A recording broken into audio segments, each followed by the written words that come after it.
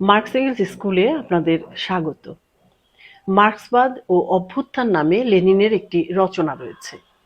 ১৯১৭ সালে লেখা এই রচনায় লেনিন দেখান মার্ক্সবাদী দৃষ্টিতে অভ্যুত্থান কোনো স্বতঃস্ফূর্ত বিদ্রোহ নয় বা কেবল তত্ত্বের বিষয় নয়, বরং এটি একটি বিজ্ঞানসম্মত, পরিকল্পিত ও সংগঠিত রাজনৈতিক কর্মসূচি।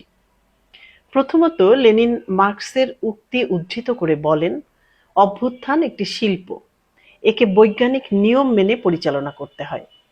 এটি হঠাৎ আবেগ বা ক্ষোভের বিস্ফোরণ নয়, বরং অভ্যুত্থানের জন্য দরকার হয় ৪টি জিনিস।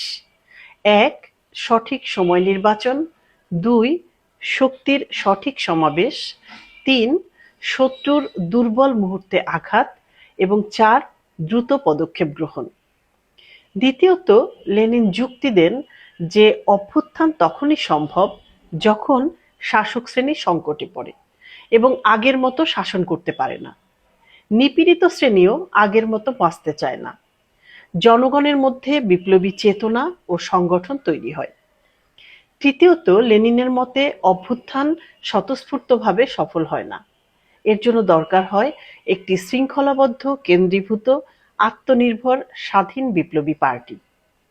লেনিনের মার্ক্সবাদ ও অভ্যুত্থান রচনাটি দেখায় যে মার্ক্সবাদ কেবল দার্শনিক ও অর্থনৈতিক বিশ্লেষণ নয়, এটি বিপ্লবী কর্মপদ্ধতির নির্দেশনাও দেয়।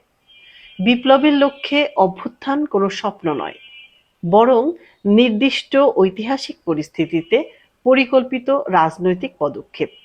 সংগঠন, সময়জ্ঞান ও নেতৃত্ব, এই ৩টি উপাদান অভ্যুত্থানের সাফল্যের জন্য অপরিহার্য।